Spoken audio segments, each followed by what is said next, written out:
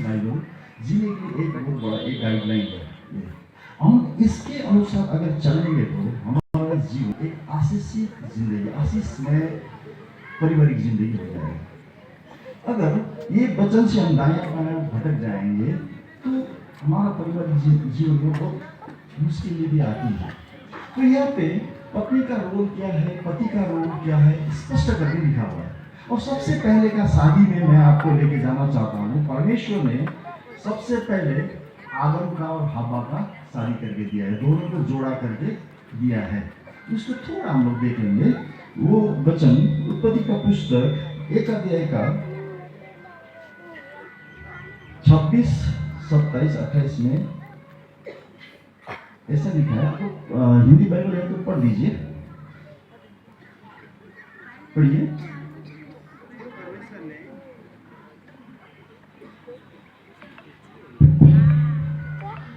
फिर परमेश्वर ने कहा, हम मनुष्य को अपने स्वरूप के अनुसार अपने समानता में बनाएं। यहाँ पे दो बात है। परमेश्वर ने मनुष्य को कैसा बनाया? अपना स्वरूप में बनाया। मतलब परमेश्वर का स्वरूप कैसा है? आप और मेरे जैसा ही है। और दूसरा इंपॉर्टेंट बात है, अपना ही समानता में बनाया। मतलब इक्वालिटी टू गॉड, मतलब परमेश्वर का बराबर बनाया। और वे समुद्र के मछलियों और आकाश के पक्षियों और घरेलू पशुओं और सारे पृथ्वी पर और सब रहने वाले जंतु पर जो पृथ्वी पर रहते हैं अधिकार रखे। ये सब के ऊपर में अधिकार रखने के लिए मनुष्य को परमेश्वर ने सृष्टि किया है। ऐसा ही है अभी दुनिया में। ये 6000 साल पहले लिखा हुआ प्रभु का वचन है, मैं जो पढ़ रहा हूँ, ये भाई पढ़ रहे हैं। ये मतलब अभी भी दुनिया में देखें तो सबके ऊपर में मनुष्य क्या करता है? शासन करता है। जो समुद्र में है, जो बाहर है, जो भी पशु पक्षी जानवर जो भी है, उनके ऊपर में शासन करता है। ऐसा ही परमेश्वर ने सृष्टि किया था। अभी हम लोग ने पढ़ा, और पढ़िए। तो परमेश्वर ने मनुष्य को अपने स्वरूप के अनुसार उत्पन्न किया। अपने ही स्वरूप के अनुसार परमेश्वर ने उसको उत्पन्न किया। नर और नारी करके नर और नारी करके परमेश्वर ने अपना ही स्वरूप में मनुष्य को सृष्टि किया। और परमेश्वर ने उसको आशीष दी और उनसे कहा, फूलो फलो और पृथ्वी में भर जाओ और उसको अपने वश में कर लो और समुद्र की मछलियां तथा आकाश के पक्षी और पृथ्वी के रहने वाले सब जंतु पर अधिकार रखो।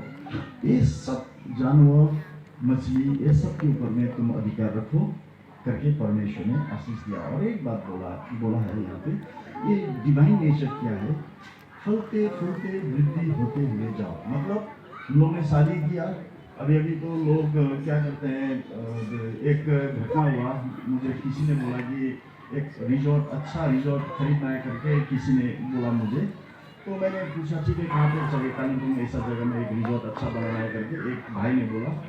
तो फिर बाद में पता चला उनका पत्नी है वो साल में 12 लाख रुपीज़ इनकम टैक्स देता है, और वो इनकम टैक्स से बचने के लिए वो रिजॉर्ट खरीदना चाहता है, प्रॉपर्टी खरीदना चाहता है। फिर मैंने पूछा, आप लोग के बच्चे लोग कितना है करके पूछा। उसने बताया मुझे कि हम लोग का बच्चे लोग नहीं है, हम लोग बच्चे लोग नहीं बनाएंगे, हम लोग को जरूरत नहीं है, हम लोग दोनों खुशहाल जिएंगे, इंजॉय करके जिएंगे, हम लोगों को बच्चे लोग नहीं चाहिए करके। अगेंस्ट डिवाइन नेचर, इसको कहते हैं अगेंस्ट डिवाइन नेचर। जैसा बच्चा नहीं चाहिए करके बोलना, यहाँ पे परमेश्वर ने शुरू में बोला है, फलते फूलते वृद्धि होते जाओ। तो ये डिवाइन नेचर जो ईश्वर ने जो रखा हुआ सिस्टम को तोड़ने वाले हो गया वो बात। ऐसा नहीं है। हम लोगों को शादी करके परिवार होके आगे की वो जनरेशन को, वंशज को बढ़ा के लेके जाना है। ये डिवाइन नेचर ईश्वर का ये है। तो परमेश्वर ने ऐसा आशीष दिया था।